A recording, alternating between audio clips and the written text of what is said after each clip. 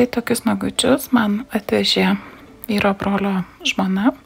Jie buvo grįžę atostogų ir tokius nagus, tokį vaizdą aš pamačiau, kai kalbi telefonu. Messengeriu, pavyzdžiui, matai vaizdą, matai, kad nagai ten yra kažkokie tai, bet nesimato visų minusų. Kai pamatai realybėje, tai šiek tiek šokiravo tas vaizdas, bet jie gyvena tiksliau Anglijoje ir ten į salonus eiti gana brangu. Tai gal prieš porą metų kažkur aš pamokiau irgi atostogų metu, kai buvo grįžę, pamokiau, kaip reikia savo pasidaryti tuos nagučius, koks yra eiliškumas ir kokie principai. Tai nusipirko medžiagas, nusipirko frezas, įrankius, padėjau išsirinkti ir dabar savo tvarkosi nagus pati. Tai, aišku, neturi tiek noro padaryti viską idealiai ir neturi tiek laiko sėdėti prie nagų. Todėl gaunasi kaip gaunasi. Jie yra gerai, irgi ten dirba nuotoliniu, tai realiai iš arti nelabai kas ir mato tuos nagus, mato tik tai per kamerą. Tai iš tolo atrodo nagai tvarkingi, viskas ok, o kaip iš arti jie atrodo, ten niekas ir nežiūri. Mėgsta, tokius užsmailintus nagus, stileto formą gal tai nepavadinsi, reikėtų ilgio, truputį ilgesnio ir savo bandydama išgauti tą formą tokią užsmailintą, jinai pradelčiavo į augimo taškus, bandė vizualiai susiaurinti nago laisvąjį kraštą ir kai atvažiavo, tai jau buvo paaugę ir tose vietose, kur laisvasis kraštas buvo toks laiptukas. O kai kurie nagai linkę augti į apačią ir laisvojo krašto jinai irgi nepasikėlinėjo. Tai jie taip ir žiūrėjo žemyn.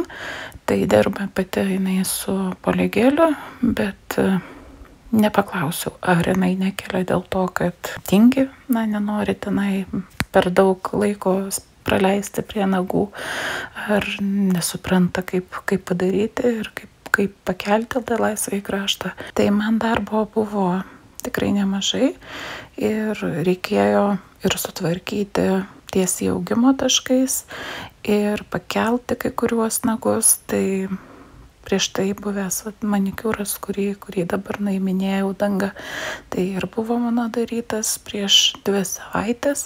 Dizainą buvo išsirinkusi pati, tai buvo šventė, tai norėjo tokių nagų, o šiaip mėgstamiausias spalva jos yra raudona. Tai kad turėtų mėgstamą spalvą ir kad ilgiau galėtų pasimėgauti nagučiais, tai po 2 savaičių darome korekciją, nes atostogos baigėsi ir atėjo laikas važiuoti namo. Tai šitame video būtent matysite galutinėme rezultate, kad bus, aišku, raudoni nagai. Toks netrumpas intro gavosi, tai jei sugrįžti prie to, ką matote video, tai kadangi korekcija daroma po 2 savaičių, o prieš tai laisvasis kraštas buvo stiprintas su poligeliu, stiprintas ir pakeltas, tai nėra kur ten dangai labai atšokti ir viskas gerai laikėsi. Tai nuėmus dangą pašiaušiau ataugusią vietą natūralaus nago ir sulyginau perėjimą nuo likusios medžiagos. Visos medžiagos, aišku, nenuiminėjau, jeigu nėra atšokimų, nėra tikslo ją visą ir nuimti. Ir taip kas kart pažeidinėti natūralų nagą, todėl dalis medžiagos liko, o paskui irgi dar kartą perėjau po odelėmis, nuvaliau tai, kas ten buvo per tas 2 savaitės priaugę, ne kažkas, bet vis tiek reikia tai daryti. Atsiprašau už spragsėjimus, matyt, jau atpratau nuo garsinimo ir nuo to tokio susikaupusio kalbėjimo. Tai, nežinau, atrodo, nei gerklės skaudėjo, nei ką, bet kalbu ir kažkas stringa vis. Suprantu, kad nereikia daryti tokių didelių pertraukų tarp mano įgarsinimų, bet atostogų metas vasara, ne tik atostogų, bet ir pramogų, ir vaikų atostogų, žodžiu, ir darbų, ir daržų, ir visa kita. Tai, tikiuosi suprasite, kad dėl ko prapuolus buvau, stengsiuosi sugrįžti po truputį į kanalą ir toliau kelti video. O dabar grįžtu vėl atgal prie įgarsinimo, tai jau pamiršau, ką ir kalbėjau.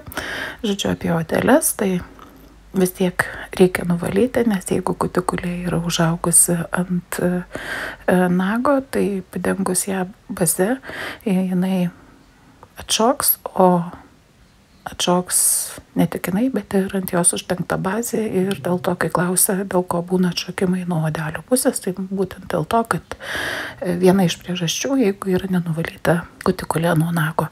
O paskutiniu metu aš nenaudoju jokių pagalbinių skysčių, tokių kaip bondų, primerių ar panašiai. Nenaudoju ant daugumos nagų, išskyrus jeigu nago plokštelė yra drėgna, ir nenaudoju galbūt maždaug pusę metų ir viskas gerai laikosi, tai kad vengti tos papildomos chemijos, jeigu danga laikosi, tai aš atsisakiau. Ir girdžiu, kad jau daug kas irgi po truputį atsisako tų primerių, bet vėlgi tai ne kiekvienu atveju tai veikia. Jeigu nago plokštelė drėgna, primeris yra kaip ir reikalingas. Aš nuvalau nago plokštelę tik tai su antiseptiniu skysčiu. Išvalau dulkės visas iš po odelių ir dengiu nago plokštelę baze. Tai irgi dažniausiai dirbu tik tai su geliais įvairių konsistencijų ir įvairių tipų, ar tai būtų gelis, skystas gelis buteliukė, ar tai yra statybinis gelis. Tai dažniausiai juos naudoju, nebent naudoju bazę tuo atveju, kaip man patinka bazės spalva, bet jeigu būna sustiprintas laisvasis kraštas. O šį kartą ant nagučių irgi dėjau gelį, tai Cosmoprofi gelis, rusiškas, dar kažkada, kaip buvo galima įsigyti prekių iš Rusijos, pirkau, siunčiausi iš Wildberries.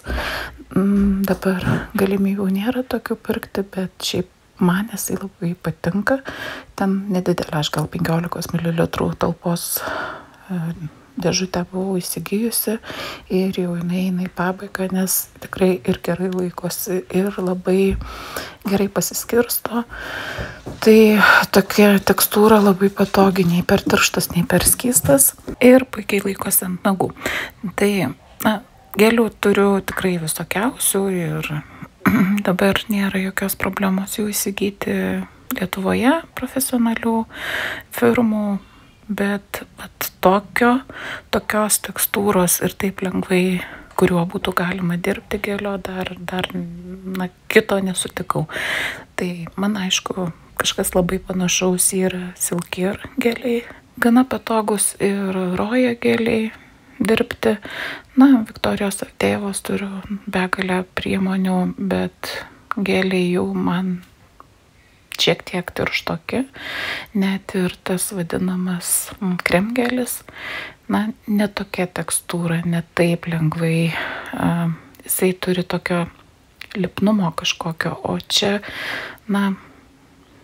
nežinau kaip paaiškinti, bet žodžiu, jis man Cosmoprofi labai patiko, aišku, neieškosiu tokių galimybių ten jo kažkur įsigyti. Žodžiu, išbaigsiu ir paskui naudosiu tą, ką turiu.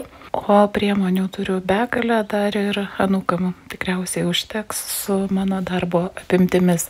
Taigi su geliu sustiprinau nagučius ir formos nagam irgi iki padengimo gelių nesuteikinėjau, todėl kad nenoriu, kad būtų storas laisvasis kraštas, todėl formą suteikiau ir padilčiau laisvąjį kraštą jau padengus geliu, o lakavimui naudoju Viktorijos Avdejevos firmos laką, tai jos mėgstamiausia spalva, pirmas numeriukas, raudona Ferrari spalva. Tai vienu sluoksniu besidengiantis lakas ir spalva, kai kuriuos lakus reikia lakuoti 2 sluoksniais, bet šitas tikrai ir persidengia, ir perdengia nagą, ir puikiai išdžiūsta užtepus 1 sluoksniu. Perdengus viską topu, dar nagus pabaigoje pafrezuoju iš apačios, išfrezuoju dalį natūralaus nago, o jeigu jo nėra tenai, nes kai kuriuos pakelinėjau, tai paprasčiausiai pavalau ten, kad būtų švariau. Lakuoti panagių nelakuoju. Ir rezultatas, kokį gavome. Raudoni nagučiai prie raudonų lūpyčių. Jums sakau ačiū, kad žiūrėjote. Iki pasimatymo kitą kartą.